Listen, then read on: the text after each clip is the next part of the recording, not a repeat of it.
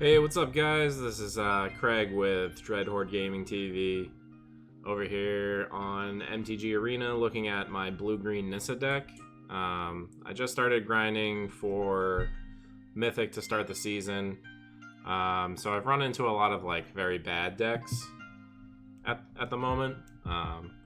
Just people trying out new stuff or things they think are cool. Like I played against some Savai colored Death Toucher type of deck with the weird parrot thing that can deal damage to a creature. So I've definitely played against a lot of bad decks, but I have also played against Temur Rec and some of the sack decks. So I kind of went back to my wheelhouse. I have felt pretty lost in Standard for a long time, and I'm really happy that they banned Agent of Treachery and Fires of Invention. Just those two cards were such a pain in the ass to play against, and they just took over the format. It made Standard not fun, and I haven't logged into Arena for almost a month because of it. So I'm glad Jeskai Luka is no longer a thing. Kind of happy with the way they're balancing companions, but you can still see some ramp decks playing Yorion, or even just some control decks playing Yorion, and I think that's fine. Them spending 3 extra mana to get it to their hand is perfectly reasonable, so we'll see how that all plays out. I definitely played against a Jeskai Luka deck that instead of playing Agent of Treachery, its endgame goal was Dream Trawler, and that may become the standard Jeskai Luka thing. Dream Trawler is still a beating in Standard. Still hard to deal with, especially in a deck like mine. You just have no ways of really interacting with it. If you don't get it when it comes down, it's going to be tough to outpace, and all you can really do is make big sharks and big crazies and hope that your opponent doesn't have removal, but they probably do because they're a control deck, so a little SOL there. But this is the deck. Naturally playing Aether Gust, playing Mystical Dispute. You're playing blue, so you have to play the blue hate cards. I'm just playing them in the main deck. You run into enough blue and green decks that I feel like they're very reasonable main deck inclusions at the moment. Mystical Dispute at worst is just a mana leak for 1 extra mana. We have our ramp, Growth Spiral, and Uro. I'm thinking about going down to 3 Uro, but I haven't been too upset with 4. Need him to kind of stave off the early aggression and kind of get your cantripping and land drops rolling. Speaking of land drops, we are running 28 lands. You are hungry for mana at all times of the game, so you just want to make your land drops just about every turn, if you possibly can. Since you have Krasis and Shark Typhoon to cycle, these are the X spells of choice for me at the moment. I was trying out Mass Manipulation, and while I definitely had some moments where it was good, overall I just don't think Mass Manipulation is currently where I want to be. I think Shark Typhoon is just better in a lot of aspects, and because I wanted to play Shark Typhoon, I knew I was going to be playing on my opponent's turn more often than not, especially with Aether Gust, Mystical Dispute. I chucked in a couple neutralizes because at worst we can just cycle those, but I think, again, since we're playing on their turn most of the time, we want to have that counter magic available. I also am rocking a couple Chemister's Insights and a couple Frilled Mystics. When I first played blue-green Nissa, blue-green Mass Manipulation before the Bant ramp versions took over, shortly before Field of the Dead took over the format. This is a split I had, was Insight and Frilled Mystic. I like Insight's ability to really give us velocity in the mid game. If our opponent's not really doing anything and we can fire off a Chemister's Insight and then untap and slam Nissa and just like have a bunch of resources at our disposal to keep slamming threats. I think that's a good place to be. It also will pull you back into a game a little bit later. Obviously, I mean, Crisis is way better for that, but when you have a couple extra cards that you can draw, you can certainly find more gas. Shark Typhoon is not something that I typically play as the enchantment, but as you can see, we don't have a ton of creatures in the deck. I mean, there's 4 Uro, 4 Krasis, and 2 Frilled Mystic. Everything else will trigger the Shark Typhoon, so it's not at its worst as an enchantment for sure. You can definitely win games that way, and I definitely had a game on stream where I just made a ton of sharks against Wilderness Wreck, and there was not much that they could do. So Shark Typhoon as an enchantment, definitely something that you can pull off. And then you got Nissa. Like, Nissa's just still good. So I thought with the way the format was changing, with no Agent of Treachery and no fires, those decks, you know, push Nissa out of the format, so I thought Nissa had a chance to come back a little bit. I was actually playing this with 4 Arboreal Grazers as well, which, as you can see, I've cut. I didn't think that they were that good.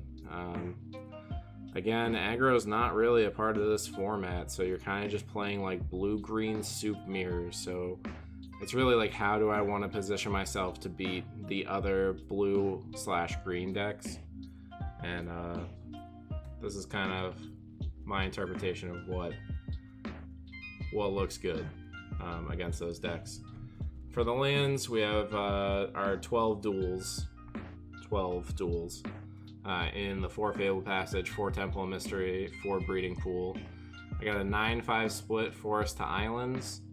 Honestly, we might not even need that many islands, but I'm playing 2 Castle Vantress. I would like to find a way to get some Blast Zones in here, but I don't know realistically what I could cut. Castle's been good. I know this is much better in like the Teamer Wreck deck, but again, since we're playing on our opponent's turn most of the time, and also I'm not willing to call this like blue-green flash, since we're not tilted that hard to the flash game. We're just slightly there. We're kind of flash for the first 4 turns, and then hopefully playing a Nissa game after that. Castle's been very good in that regard, especially post board, because as you'll see when we move to the sideboard here, I have a full playset of Night Pack Ambusher, and these come in just about every matchup. It helps with my threat diversity, and I like having it against just about everything. It plays into our flash plan well, and it's a very good threat that plays all on its own, so you don't have to commit too much to the board to play it. And then you got some Narsets, obviously there for control matchups. If I ever run into like a Phoenix deck, Blue-Red Phoenix or anything like that, Narset is just an absolute powerhouse against that deck. But mostly to stave off a little bit of control. It helps us in the post-board games, helping us find our counter spells to go along with shutting control off of drawing extra cards. So when we're trying to play a game post-board where most of our spells are non-creatures, I think Narset becomes a lot better and helps us find the cards that we need to really stave off our opponents. Moving up, we have, the 4th Mystical Dispute. Blue decks are blue decks, so you need Mystical Dispute. I think having 4 might be wrong. I mean, I'm also rocking 4 negates here. I haven't found a lot of cards that I've really wanted to put in the sideboard. I mean, I could see Shifting Ceratops, but like Elspeth Conquers Death is everywhere. And I kind of just want like 4 negates against the control decks. Like, I always want to have an answer to Teferi. because when that card comes down, it shuts us down. Not being able to operate on our opponent's turn definitely hurts us. Like I said, we're only really trying to do it for the first 4 turns, then playing a Nissa game. But against control, you want to play flash, get a Nissa on board, and then protect Nissa. And the best way to do that is just having a ton of counter spells. So I think I like the 4 negate. It leads me to some spots where I feel like I'm overboarding, and that never feels good. So I might want to reconsider my sideboard or look at specific matchups and figure out plans. But again, I'm grinding from the absolute bottom to the top, so I'm playing against a bunch of like not very good decks at the moment. I'm almost out of silver, but I mean, we're 1 day into the process, so I don't know. Usually I just smash the bad decks and don't really have to worry about the sideboard too much. Packing the Wilts. Wilt, good against Cat Oven, knocking those ovens off. I haven't really liked it against Wilderness Reclamation. I think I'd rather just have Negate against that deck, like Negates, Aether Gust, and Dispute. Like, that's a lot already, so the Wilt doesn't feel as good in that matchup when you already have so many answers to what they're playing. So I haven't really been bringing that in that matchup, but it's definitely there for Cat Oven. I think it's one of the best things that you can do is just target their artifacts. I don't think I've really brought it in against control for Elspeth Conquers Death or Glass Casket or anything, but it's always a consideration. It depends on like what versions they're playing or what exact cards they have. So at worst you can cycle it, and I think that's why it's just strictly better than can't remember the name of the card because it just has the pumpkin and the wheel on it from Eldraine. Let's find that real quick.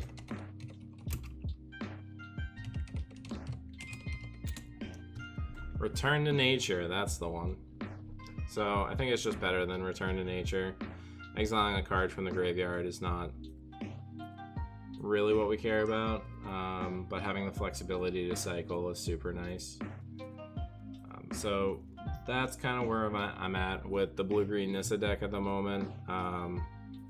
Currently 9-2 with the deck, so obviously not a ton of data, but I think it's pretty well positioned, and I'll be streaming some more of it later this week. So if you guys are interested, go check that out. Twitch.tv/DreadHordeGaming TV. It'll be in the description. So thanks for checking it out.